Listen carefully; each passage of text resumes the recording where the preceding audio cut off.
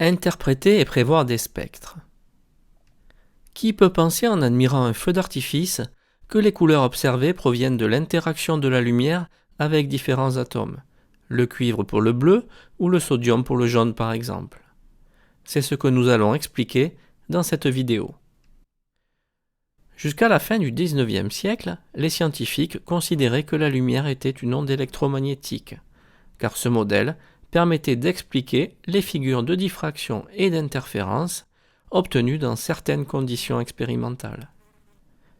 Avec ce modèle, une onde électromagnétique se propageant dans le vide est caractérisée par sa fréquence nu exprimée en Hertz ou par sa longueur d'onde lambda exprimée en mètres. Les deux grandeurs sont reliées par la relation lambda égale c sur nu avec c, célérité de la lumière dans le vide, soit c égale 3 × 10⁸ mètres par seconde. Le modèle ondulatoire de la lumière ne permet cependant pas d'expliquer certains phénomènes comme les spectres de raies d'émission observés pour certaines sources lumineuses. Suite aux travaux de Planck et Einstein au début du XXe siècle, on sait qu'une onde électromagnétique de fréquence nue peut aussi être décrite comme un ensemble de photons, particules de masse nulle et d'énergie E égale h nu égale hc sur lambda. Dans cette relation appelée relation de Planck-Einstein, h s'appelle la constante de Planck et vaut 6,63 10-34 joules-seconde. Pour expliquer le spectre de l'atome d'hydrogène, Niels Bohr propose en 1913 un modèle de l'atome d'hydrogène possédant des niveaux d'énergie distincts. L'état de plus basse énergie s'appelle l'état fondamental. L'état de plus haute énergie correspond à la perte d'un électron. L'atome est dit ionisé. Par convention, la valeur de son énergie est alors nulle. La valeur des différents niveaux d'énergie est donc négative et exprimée généralement en électronvolts. On dit que les niveaux d'énergie de l'atome sont quantifiés. Un atome peut passer d'un niveau d'énergie à un niveau inférieur, par exemple du niveau E3 au niveau E2, en libérant un photon d'énergie correspondant à la différence d'énergie entre ces deux niveaux, soit ici, moins 1,51 moins 3,39 égale 1,88 électronvolts ou 3,01 10-19 joules, car un électronvolt vaut 1,60 10-19 joules. La longueur d'onde du photon correspondant est donc, en utilisant la relation de Planck-Einstein, de 661 nanomètres et correspond à la raie rouge de l'atome d'hydrogène. Le raisonnement précédent peut être généralisé à tous les atomes. Au cours d'une transition entre deux niveaux d'énergie, un atome peut soit émettre un photon en passant à un niveau d'énergie inférieur, soit absorber un photon et passer à un niveau d'énergie supérieur. Dans les deux cas, son énergie sera donnée par la relation E photon égale h nu égale hc sur lambda. Cette énergie, E, correspond à la variation de l'énergie de l'atome, delta E, qui est égale à la valeur absolue entre les énergies de l'état final et initial de l'atome.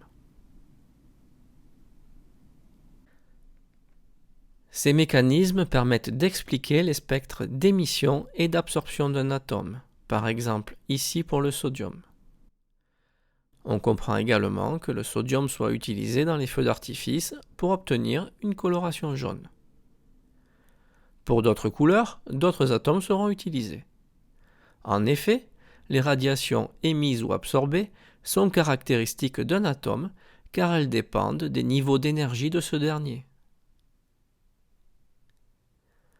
Retenons donc que la lumière peut être considérée comme une onde électromagnétique se déplaçant à la vitesse c dans le vide, de fréquence ou de longueur d'onde lambda avec lambda égale c sur nu. Que la lumière peut être aussi considérée comme un ensemble de particules de masse nulle, les photons d'énergie E égale h nu égale hc sur lambda. Que les niveaux d'énergie d'un atome sont quantifiés et qu'au cours des transitions, un photon d'énergie E égale h nu égale hc sur lambda est émis ou absorbé. Qu'enfin, les radiations émises ou absorbées sont caractéristiques d'un atome car elles dépendent des niveaux d'énergie de ce dernier. Réalisons un petit test de 3 questions. Mettez en pause lorsque le symbole suivant s'affiche pour prendre le temps de répondre. Choisir là où les bonnes réponses. L'énergie d'un photon s'exprime à l'aide de la relation E égale hc sur lambda, E égale h nu, E égale h lambda sur c.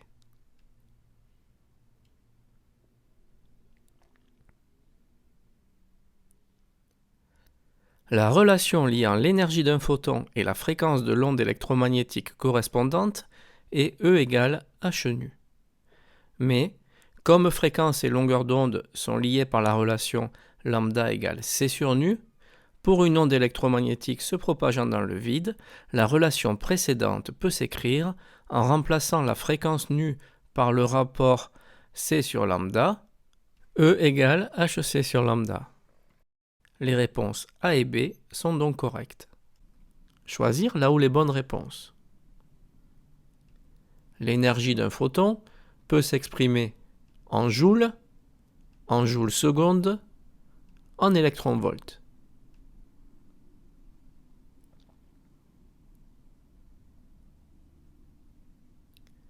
L'unité d'énergie du système international est le joule.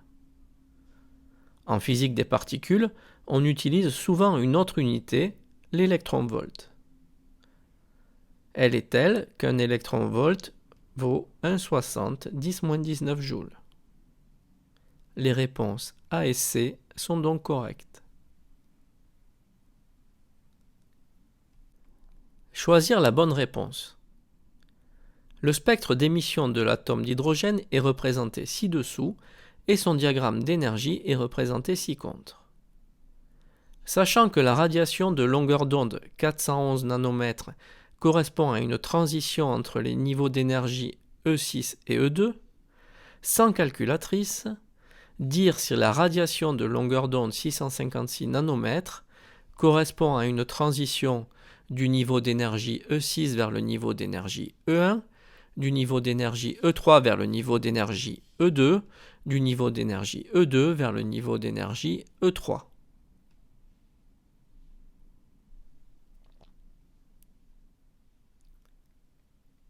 Les radiations sur un spectre d'émission correspondent à des photons émis lors d'une transition d'un niveau d'énergie supérieur à un niveau inférieur. La réponse C ne peut être correcte.